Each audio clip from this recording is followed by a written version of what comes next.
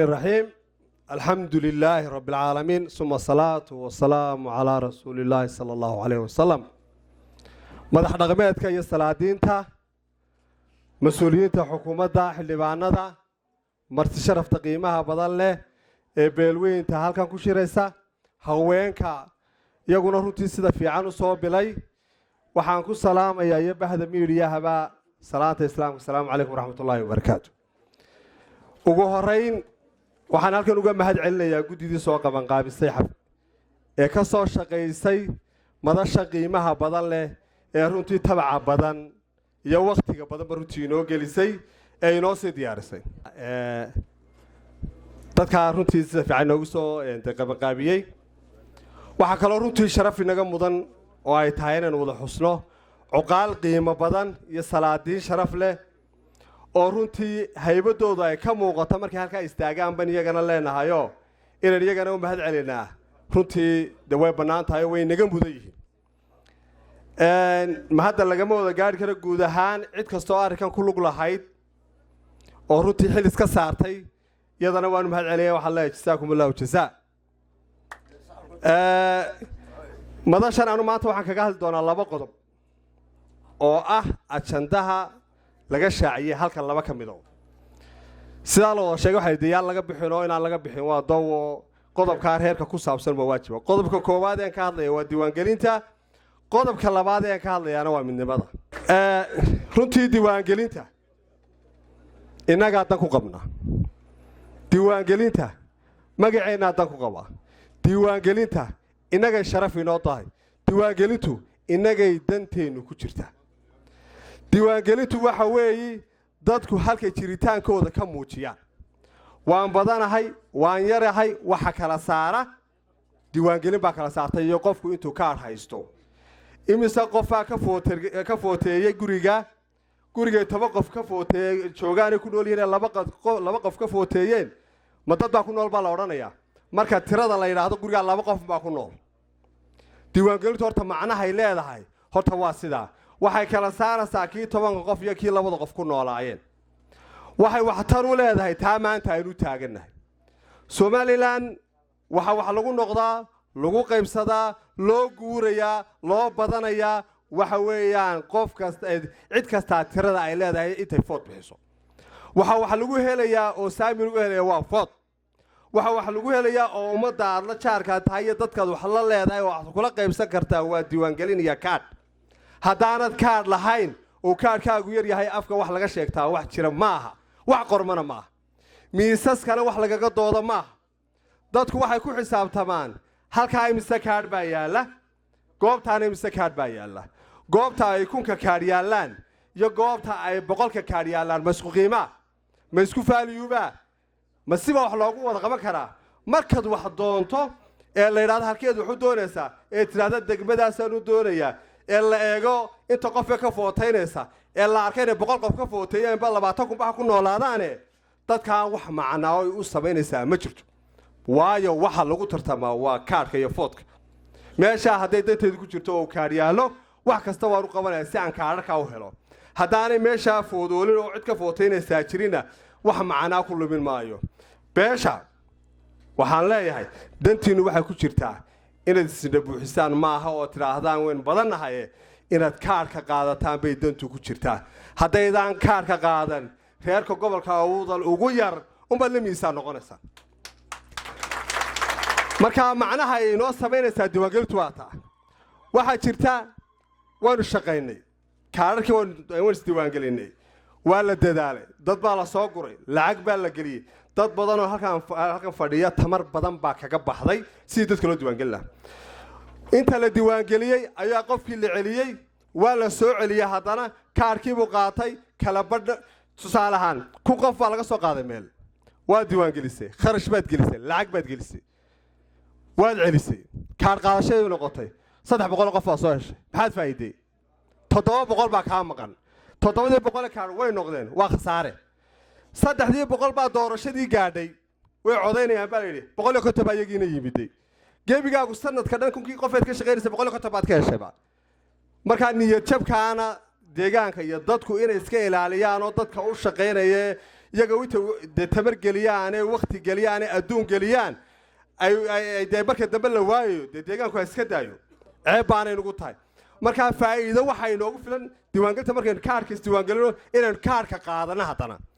at the same time markaynu kaarka qaadano haddana marka codka noqoto in si fiican loo wada codeeyo markaasay noqonaysaa mas-uulkana in la xisaabtami karo xildhibaankana lala xisaabtami karo oo la odhan karo deegaankaygu intaasoo cod buu bixiyey maxaad noo haysaa maxaad kaga soo noqnoqaysaa haddaad waxba noo haynin laakiin mas-uulkii iyo xildhibaankiiba haddaanad codkii awdooni wax kuugu dooni lahaa haddaanad diyaarinin oo aanad adu la garab istaagin isaguna waxba ma qaban karo miisaska uu tagana waxba ka tari maayo iyadaan iskugu sheekayn riwaayad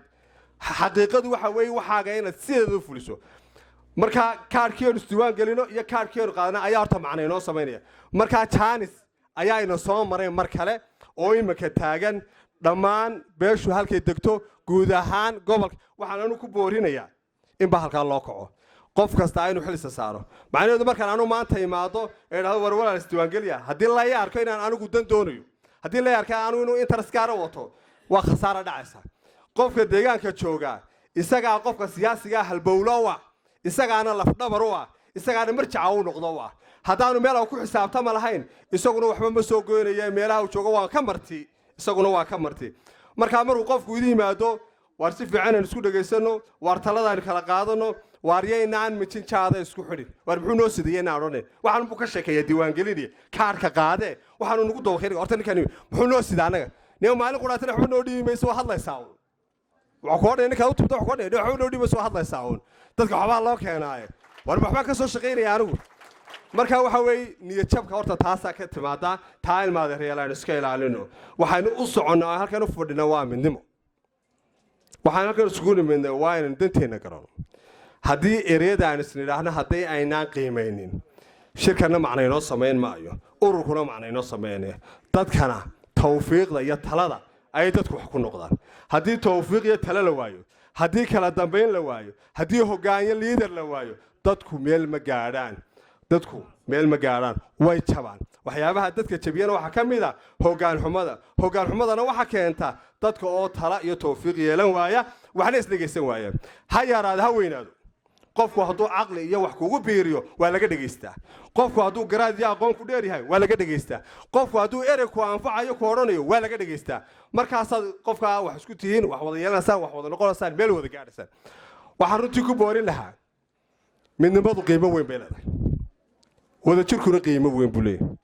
midnimada qiimaheeda waxaa ka mid ah in la idhaahdo axmed daawud baa imika halka fadhiya tusaale axmed daawud baa meel wax ka yidhi axmed daawud markaa uu ereyga odhanayo waa in la idhaahdaa ereygaa uu axmed daawud yidhi reer nuur baa yidhi qiimo ku lahaada haddaanu qiimo ku lahayn isaguna qiimo yeelan maayo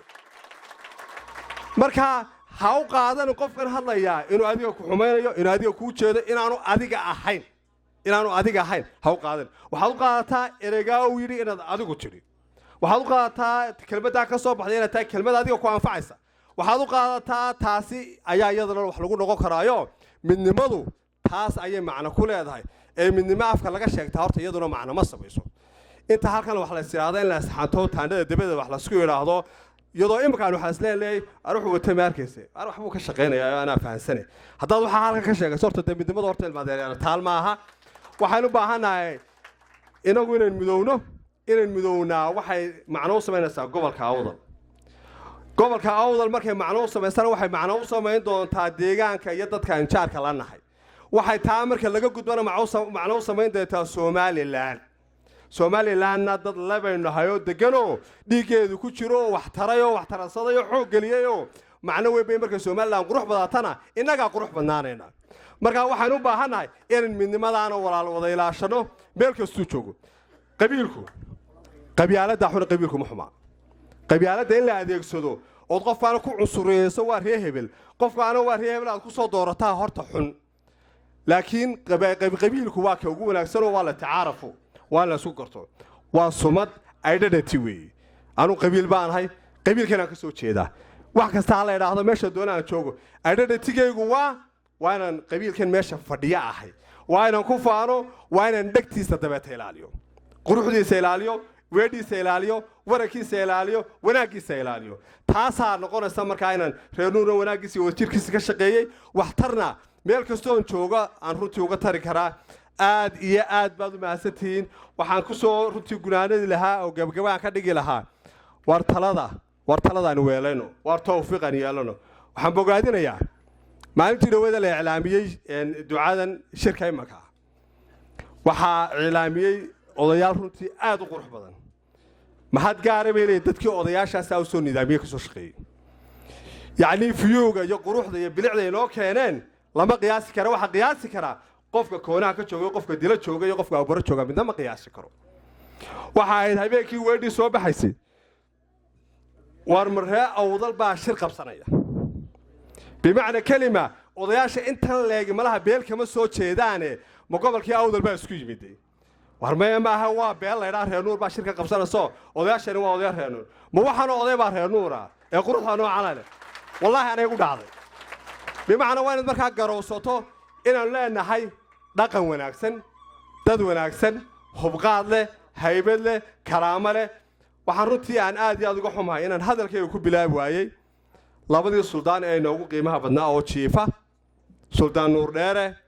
iyo suldaan saleebaan runtii aad iyo aad baan uga xumahay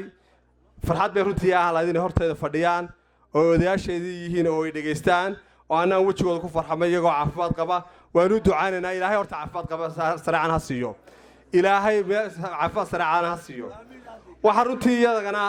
salaani soo faray oo reer nuurune odayaashii waaweynaa cabdisalaan ilburo iyo ninka la yidhaha ibraahim jimca iyo maxamed cali oo cabdi iyo xasan muuse khaliif